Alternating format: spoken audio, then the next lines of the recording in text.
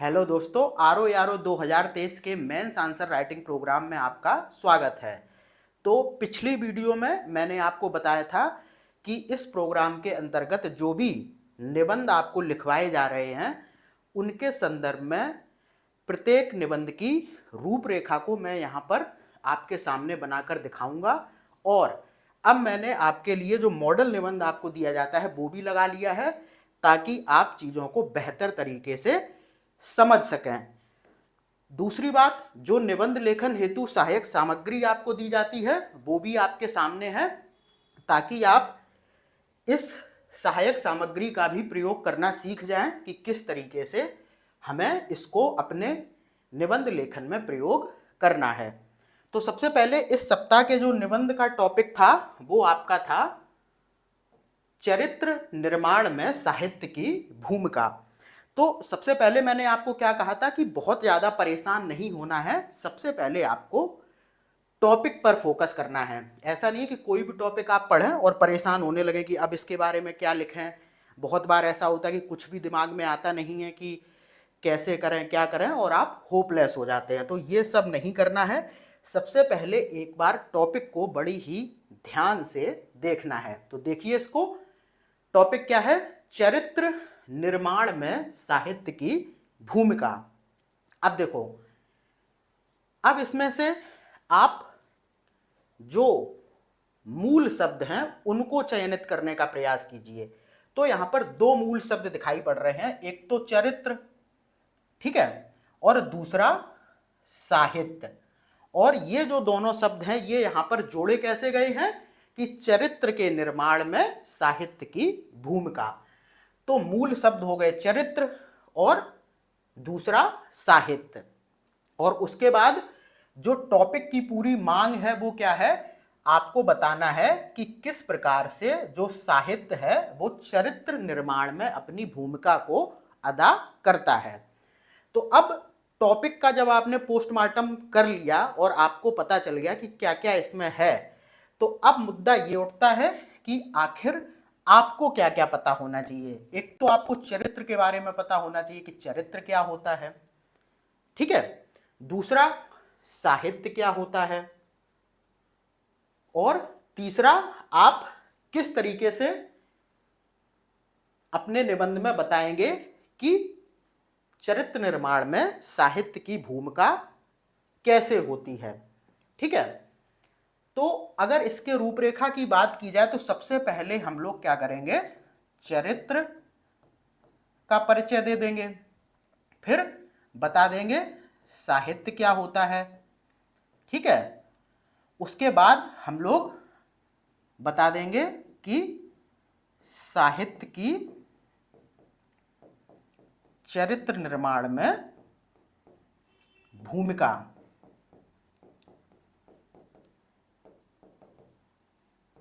और जो भी हम इस बारे में लिखेंगे कि किस प्रकार साहित्य की भूमिका होती है चरित्र निर्माण में, तो फिर उसी को पुष्ट करने वाले कुछ उदाहरण में यहाँ पर मैंने पहले ही बताया, कोई आंकड़े वगैरह तो आएंगे नहीं। तो कवियों और लेखकों की जो दो चार लाइनें होंगी जो इस बात की पुष्टि करेंगी कि कैसे जो साहित्य होता है वो चरित्र निर्माण में सहायक है, उनको यहाँ पर हम लोग लिखेंगे और उससे हमारी बात पुष्ट होगी। बाद बाकी इसमें एक एंगल और आएगा समाज वाला, तो उसको भी देखकर थोड़ा सा चलेंगे, क्योंकि जो चरित्र है और जो साहित्य है वो बहुत ज़्यादा समाज पर निर्भर करता है, ठीक है। ये तीनों चीजें एक दूसरे की पूरक होती हैं, तो यहां पर समाज वाला भी एंगल आएगा, ठीक है। तो उसको भी ध्यान रखना। और बाद में हम लोग यहां पर अपना निष्कर्ष दे देंगे, ठीक है। इससे क्या होगा? ये निबंध की आपकी हो गई रूपरेखा। बहुत ज्यादा यहां पर टेंशन लेने की जरूरत नहीं है, कोई रॉकेट साइंस नहीं है। बस चीजों को आपको पकड़ना है कि टॉपिक क्या है, इसमें कौन कौन से मूल शब्द हैं और टॉपिक की मांग क्या है। बस इस चीज को समझ जाइए, सारे निबंध आपको बड़ी ही आसानी से तैयार हो जाएंगे। तो आपने रूपरेखा समझ ली, मैं फिर से रिपीट कर देता हूं। मूल शब्द यहां पर है चरित्र और साहित्य। तो चरित्र की बात कीजिए, सबसे पहले इसका परिचय दीजिए, फिर साहित्य का परिचय दीजिए, फिर बताइए कि किस प्रकार से साहित्य चरित्र निर्माण में सहायक है, और अपनी लिखी हुई बात को उदाहरण के माध्यम से पुष्ट कीजिए। ठीक है, वही आपका, ये आपका परिचय हो गया, ये निबंध का विस्तार या फिर मेन बॉडी हो गया, और ये आपका निष्कर्ष हो जाएगा बाद में। अब चीजों को लिखना कैसे है, तो आपके सामने मॉडल निबंध में लेकर आया हूं ताकि आप बेहतर तरीके से चीजों को समझ जाएं। अच्छा, एक चीज और है, निबंध लेखन में रटने वाली विधा को आप नहीं अपना सकते हैं, इसीलिए यहां पर चीजों को समझने का प्रयास किया करिए। प्रयास कैसे, जैसे कि इसकी जगह कोई और टॉपिक होता तो हम क्या करते, ठीक है, तो इस तरीके से थोड़ा सा अपना दिमाग भी चलाइए। ऐसा बिल्कुल नहीं होगा कि अगर यहां पर निबंध चरित्र निर्माण में साहित्य की भूमिका दिया गया है तो यही हुबहू निबंध आपके पेपर में भी आ जाए, ऐसा बिल्कुल नहीं होगा। जो साहित्य वाला जो क्षेत्र है वो हमेशा कहीं समाज से कनेक्ट कर देता है, कहीं व्यक्तित्व से कनेक्ट कर देता है, कहीं चरित्र से कनेक्ट कर देता है, बहुत सी चीज़ों से अलग अलग तरीके से इसको कनेक्ट किया जाता है। तो कुल मिलाकर बात ये है कि आप ये समझ जाएं कि किस तरीके से हमें ऐसे टॉपिक्स को डील करना है, ठीक है, साहित्य वाले टॉपिक्स को। बाद बाकी हम लोग आगे बढ़ेंगे तो और भी टॉपिक्स जब हम अन्य क्षेत्रों के लेंगे तो आपको वहां पर भी समझ में आएगा कि कैसे रूपरेखा बदलती है, ठीक है। तो ये आपने रूपरेखा समझ ली। अब मॉडल निबंध को मैं यहाँ पर थोड़ा सा समझाऊंगा कि जिस तरीके से हम लोगों ने रूपरेखा बनाई है उस हिसाब से कैसे हमें अपना जो निबंध है वो लिखना है, ठीक है। तो इसको थोड़ा सा मैं जूम कर लेता हूं ताकि चीजें आपको बेहतर तरीके से दिखें।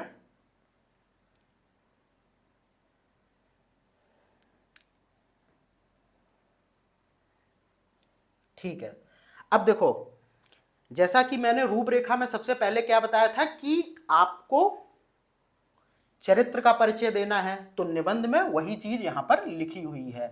ये देखिए, चरित्र का परिचय यहां पर दिया गया है, इधर भी, ठीक है। और इसी चरित्र के परिचय में हम लोग एक काम और करेंगे, जैसा कि होता है जब भी आप निबंध में परिचय या फिर उसकी भूमिका को लिखते हैं तो उसके मूल शब्दों के अर्थ को भी स्पष्ट कर देते हैं, साथ में टॉपिक के भी अर्थ को थोड़ा सा स्पष्ट कर दिया जाता है, ताकि एक निबंध ये लगे। ऐसा ना हो कि पता चले आप चरित्र की डेफिनेशन दे दें, फिर यहाँ पर साहित्य की डेफिनेशन दे दें, फिर समाज की दे दें, तो ये तो फिर एक जीएस टाइप का उत्तर बन जाएगा।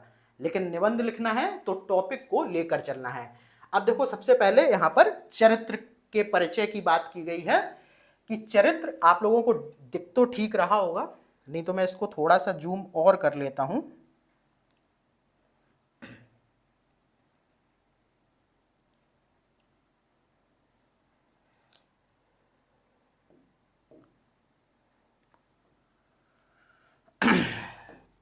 अब देखिए, चरित्र का परिचय, चरित्र किसी व्यक्ति, यहां पर व्यक्ति होगा, के गुणों और व्यवहारों का एक समूह है। व्यक्ति के पास मौजूदा गुण ही किसी व्यक्तित्व चरित्र का निर्धारण करते हैं। तो व्यक्तित्व और चरित्र एक ही चीज होती है, ये तो आपको पता ही है। अपने पास अथवा स्वयं में निहित गुणों के आधार पर जब कोई व्यक्ति एक सामान्य आचरण या व्यवहार करता है तो हम उसके उस आचरण या व्यवहार को उसका चरित्र मान लेते हैं। चरित्र को और स्पष्टता से हम निम्न चित्र के माध्यम से भी समझ सकते हैं। तो आप निबंध में कुछ इस तरीके का भी चित्रण कर सकते हैं, कोई भी समस्या वाली बात नहीं है, और आपका निबंध काफी अच्छा भी लगेगा देखने में।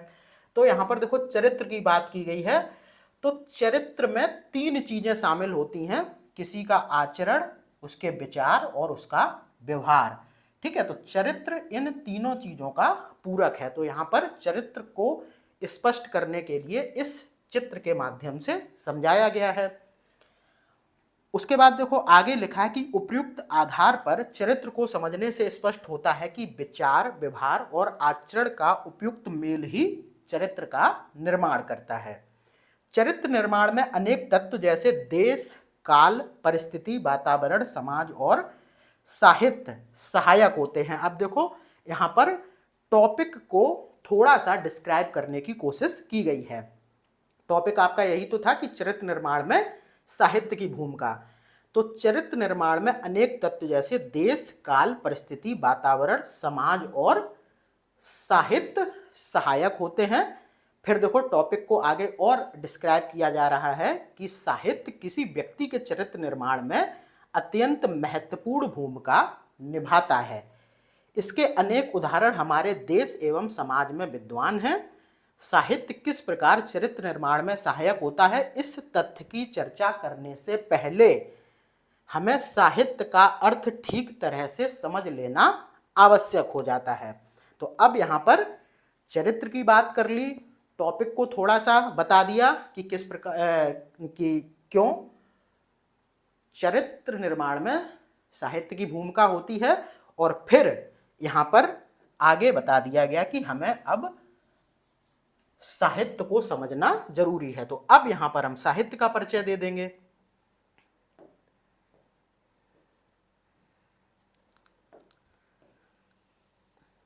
अब देखो,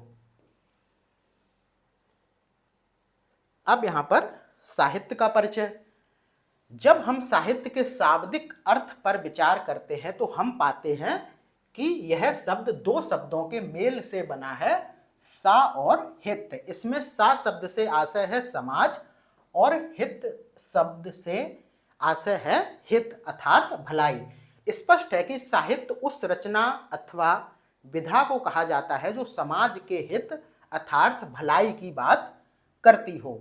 उपयुक्त विश्लेषण से स्पष्ट हो जाता है कि समाज से ही साहित्य और चरित्र का निर्माण होता है। जैसा कि मैंने आपको रूपरेखा के दौरान बताया था कि इसमें समाज वाला भी एंगल आएगा, ठीक है, क्योंकि ये तीनों चीजें एक दूसरे की पूरक है। यहां पर चित्र भी बना है, अभी आगे इस बात को समझेंगे। तो यही समाज और साहित्य मिलकर ही अच्छे और बुरे चरित्र के मानक या फिर प्रतिमान निर्धारित करते हैं। अतः यह कहा जा सकता है कि समाज, साहित्य और चरित्र कहीं ना कहीं एक दूसरे से अंतर संबंधित हैं। चित्र बना दिया गया। देखो अब इस चित्र को कैसे भी देखो, सारी चीजें एक दूसरे से आपको जुड़ी हुई नजर आएंगी, यानी कि ये तीनों चीजें एक दूसरे से अंतर संबंधित हैं। कैसे? जैसा चरित्र होगा वैसा ही, जैसा वहां के व्यक्तियों का चरित्र होगा वैसा ही समाज बनेगा, जैसा समाज होगा वैसा ही साहित्य होगा, और जैसा साहित्य होगा वैसा ही चरित्र होगा। अब चाहे ऐसे ले लो कि जैसा समाज होगा वैसा ही साहित्य होता है, और जैसा साहित्य होता है वैसा ही व्यक्ति का चरित्र होता है, ठीक है। तो ये तो यहां पर परिचय हो गया किसका? साहित्य का परिचय दे दिया और समाज वाला भी एंगल ले लिया। अब यहां पर जो टॉपिक की मेन बॉडी है उसको लिखना प्रारंभ किया गया है, ठीक है। जैसा कि मैंने रूपरेखा में बताया था कि आप मूल शब्दों का परिचय दे देंगे, टॉपिक को थोड़ा सा वहां पर टॉपिक का परिचय दे देंगे, और जो समाज वाला एंगल इसमें आ रहा है उसका आपने थोड़ा सा परिचय दे दिया। और अब मुद्दा उठता है कि किस प्रकार जो साहित्य है वो व्यक्ति के चरित्र निर्माण में महत्वपूर्ण भूमिका निभाता है। तो अब यह प्रश्न उठता है, निबंध को मैं आगे कंटिन्यू कर रहा हूं। अब यह प्रश्न उठता है कि चरित्र निर्माण में साहित्य किस प्रकार सहायक की भूमिका में रहा है, इसे स्पष्ट किया जाए। अब यहां पर बात हम लोग सीधा प्राचीन समय से करेंगे और तब वर्तमान तक आएंगे, ताकि आप एक वाइड एंगल को कवर कर पाएं, ताकि जो कॉपी चेक करने वाला हो उसके लिए, उसको मतलब आपके लिए उसके मन में एक सकारात्मक संदेश जाए कि चीजों को बहुत ही व्यापक स्तर पर इसमें बताया गया है। प्राचीन समय से ही किस प्रकार लोगों के अच्छे अथवा बुरे चरित्र का निर्धारण साहित्य के माध्यम से होता रहा है, इसका एक उदाहरण श्री रामचरितमानस के रचयिता गोस्वामी तुलसीदास की निम्न पंक्ति के माध्यम से किया जा सकता है। अब देखो, जैसा कि मैंने आपको बताया था कि आपको अपनी बात पुष्ट करने के लिए किसी कवि की या फिर किसी भी लेखक की दो चार लाइनें उठानी पड़े जो इस बात को दर्शाए कि क्यों साहित्य चरित्र निर्माण में सहायक है। तो यहाँ पर ये देखो रामचरितमानस की कुछ लाइनें हैं। प्रातः काल उठी के रघुनाथा, मातौ पितौ गुरु नवाही माथा, गुरु ग्रह गए पढ़न रघुराई, अल्पकाल विद्या सब आई। तो अब इन पंक्तियों का थोड़ा सा अर्थ स्पष्ट कर दो। तो इन पंक्तियों के माध्यम से गोस्वामी जी यानी गोस्वामी तुलसीदास जी यह संदेश देते हैं कि हम सबके चारित्रिक पथ प्रदर्शक मर्यादा पुरुषोत्तम श्री राम का चरित्र अपने माता पिता और गुरु के प्रति अत्यंत ही विनम्र था। इसी परिणाम स्वरूप उन्हें थोड़ी सी ही समयावधि में सभी महत्वपूर्ण विद्याओं का ज्ञान हो गया। अर्थात यहाँ श्री रामचरितमानस साहित्य के माध्यम से यह बताने या फिर संदेश देने का प्रयास किया जा रहा है कि हमारा चरित्र श्री राम जी जैसा ही विनम्र होना चाहिए। श्री रामचरितमानस में अहंकारी रावण जैसे दुराचारी का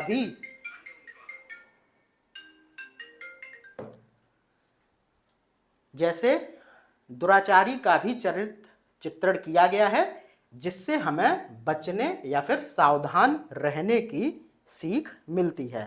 ठीक है, तो अब देखो इन लाइनों को यहाँ पर स्पष्ट किया गया है और उनका अर्थ बताया गया है कि कैसे अगर हम कोई अच्छा साहित्य पढ़ते हैं तो हमारे ऊपर क्या क्या प्रभाव पड़ रहा है। आगे देखो इसको, किसी भी सभ्य तथा स्वस्थ समाज के निर्माण हेतु अच्छे आचरण और चरित्रवान लोगों का होना आवश्यक हो जाता है। बिना इसके एक सभ्य प्रगतिशील समाज का निर्माण नहीं हो सकता है। ऐसे प्रगतिशील और सभ्य समाज के निर्माण हेतु सत्य चरित्रवान लोगों के निर्माण अथवा विकास का काम हमेशा साहित्य करता है। ठीक है, अब यहाँ पर यह बताया जा रहा है कि चरित्रवान व्यक्ति समाज के लिए क्यों आवश्यक हैं। ठीक है, यानी कि थोड़ा सा परिचय में जो आप मेन बॉडी है सारी चीज़ों को यहाँ पर कनेक्ट करेंगे। उसके बाद आगे देखो, इसके अनेक उदाहरण हमारे साहित्य एवं समाज में उपलब्ध हैं। उदाहरण के लिए हमारे राष्ट्रपिता महात्मा गांधी ने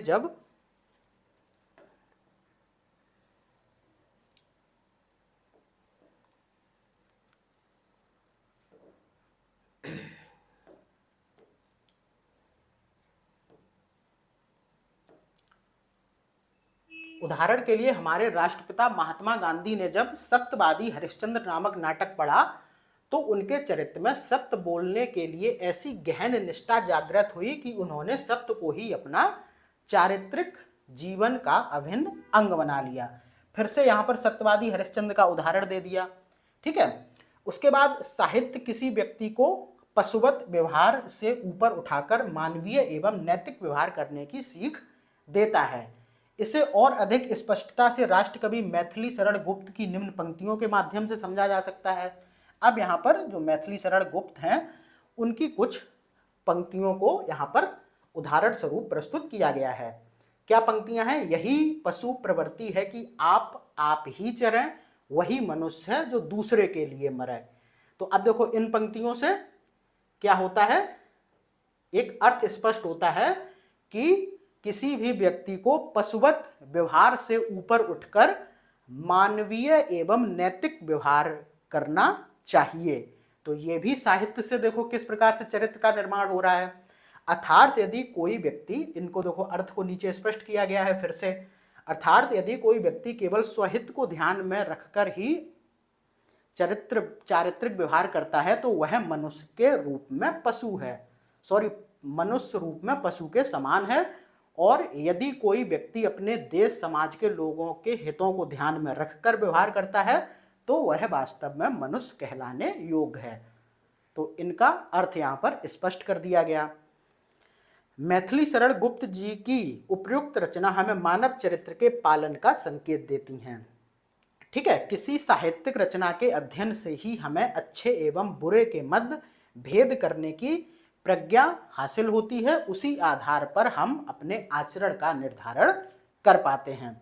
तो देखो किस तरीके से एक एक उदाहरण को उठाया जा रहा है यहाँ पर, और उसी के आधार पर इस बात की पुष्टि करने की कोशिश की जा रही है कि किस प्रकार से जो साहित्य है वो मनुष्य के चरित्र के निर्माण में एक महती भूमिका यहाँ पर निभा रहा है। आगे देखें,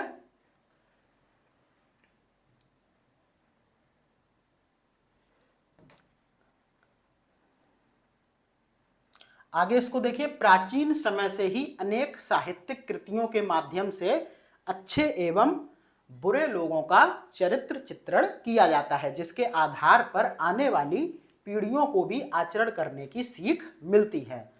सरदार पूर्ण सिंह अपने निबंध आचरण की सभ्यता के माध्यम से हमें सभ्य एवं भला आचरण करने की सीख देते हैं।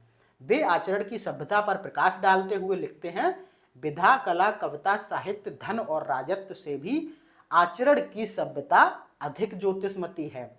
अर्थात यहाँ पर भी हमें अपने साहित्य के माध्यम से आचरण के सकारात्मक प्रभाव पर जोर देते हैं। प्रायः कहा जाता है कि किसी देश अथवा समाज के लोगों का चरित्र जानना हो तो हमें उस देश अथवा समाज के साहित्य का अध्ययन करना चाहिए। स्पष्ट है कि साहित्य किसी भी समाज का प्रतिबिंब होता है, अर्थात चरित्र निर्धारण करने वाला होता है। जिस समाज का साहित्य जितना समृद्ध होगा, उस समाज का चारित्रिक विकास भी उतना ही समृद्ध होगा। अब बताया जा रहा है कि किस प्रकार से चरित्र समाज के लिए भी सहायक है। ठीक है, आगे बढ़ो तो यहाँ पर निष्कर्ष की बात की जा रही है कि वर्तमान समय में, अब ये मेन बॉडी यहाँ से खत्म होती है, फिर आ जाता है निष्कर्ष आपका। वर्तमान समय में जब संपूर्ण विश्व में social media, print media, radio, television आदि विभिन्न माध्यमों से धार्मिक उन्माद, सांप्रदायिकता, कट्टरवाद, फेक न्यूज आदि का बोलबाला है, जिससे दिनों दिन लोगों का चारित्रिक पतन होता जा रहा है, तो ऐसे में साहित्य की जिम्मेदारी और बढ़ जाती है। आज भी महादेवी वर्मा, जयशंकर प्रसाद, मुंशी प्रेमचंद, भारतेंदु हरिश्चंद्र जैसे साहित्यकारों की आवश्यकता है, जो अपने लेखों एवं रचनाओं के माध्यम से विभिन्न सामाजिक, धार्मिक अंधविश्वासों, आडंबरों, कुरीतियों आदि पर तीखा प्रहार करें, जिससे लोगों के दिनों दिन चारित्रिक पतन को रोका जा सके तथा उनके सद्चरित्र के विकास की एक नई दिशा दी जा सके। तभी तो कहा गया है, अब देखो यहाँ पर एक उद्धरण के माध्यम से ये खत्म किया जा रहा है। क्या कहा गया है? अंत में लिखा है कि अंधकार है वहां जहां आदित्य नहीं, मुर्दा है वह देश जहां साहित्य नहीं। तो ये आपका हो गया निष्कर्ष वाला पोर्शन। तो इस तरीके से आपको इस टॉपिक पर निबंध लिखना है। अब देखो, ये चीज आपको बता दी गई, निबंध भी आपके सामने था। अब ऐसा बिल्कुल नहीं होना चाहिए कि आप चीजों को हूबहू रटकर चले जाएं। आपको मैंने रूपरेखा बनानी सिखा दी कि कैसे, अगर इस टॉपिक पर अगर यहाँ पर मान के चलो समाज होता, ठीक है, या फिर साहित्य समाज का प्रतिबिंब है, ये भी आ सकता है। ठीक है, तो इस तरीके के अगर टॉपिक आते हैं तो कैसे आपको एक रूपरेखा बनानी है। और हाँ, आप यहां पर पूरा निबंध तो नहीं रट सकते हैं, मतलब रटा रटाया निबंध तो नहीं लिख सकते हैं, लेकिन जो उदाहरण यहां पर दिए जा रहे हैं उनका प्रयोग आप लोग साहित्य वाले निबंध में कर सकते हैं। चाहे ये क्या बोलते हैं, ये वाला आपका किसका उदाहरण था, ये देखो सत्यवादी हरिश्चंद्र का जो गांधी जी के विषय में दिया गया है, इसको कर लीजिए। रामचरितमानस वाला जो दिया गया था उसको कर लीजिए। मैथिली शरण गुप्त वाला जो दिया गया है इसको कर लीजिए। उसके बाद यहाँ पर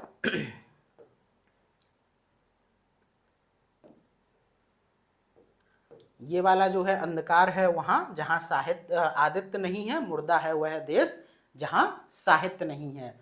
इस चीज को आप याद कर लें।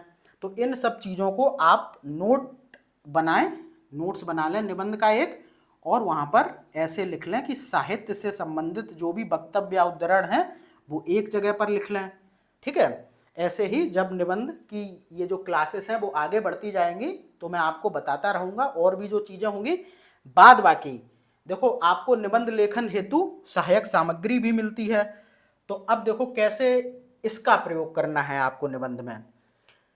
टॉपिक आपका क्या था? चरित्र निर्माण में साहित्य की भूमिका। अब यहाँ पर बताई जा रही है कि साहित्य की क्या क्या भूमिका है चरित्र निर्माण में। तो देखो, जो साहित्य है यानी कि जो अच्छा साहित्य है वो व्यक्ति में नैतिक मूल्यों का संचार करता है, संवेदनशीलता को बढ़ाता है किसी व्यक्ति में, ठीक है, संस्कारों का सृजन करता है, आत्म विश्लेषण और आत्म सुधार की प्रवृत्ति को बनाता है, मानसिक विकास करता है, ठीक है, सामाजिक जागरूकता लेकर आता है, संस्कृति और परंपराओं को समझने में मदद करता है, और व्यक्तिगत व्यवहार यानी कि व्यक्तित्व विकास भी होता है।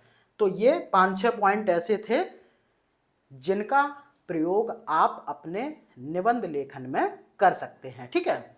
और मैंने आपको पहले ही कह दिया, हूबहू इनको नहीं उतारना है, बल्कि इनका प्रयोग करना है कि कैसे साहित्य है वो नैतिक मूल्यों को बढ़ावा देता है, व्यक्ति के अंदर संवेदनशीलता लाता है, उसके अंदर अच्छे संस्कारों का सृजन करता है।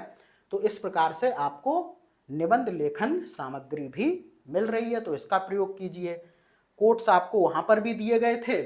बाद बाकी देखो कुछ लोगों के उद्धरण यहाँ पर भी हैं, जैसे मुंशी प्रेमचंद का है, साहित्य का उद्देश्य केवल मनोरंजन नहीं बल्कि जीवन को सुधारना और समाज को दिशा देना है।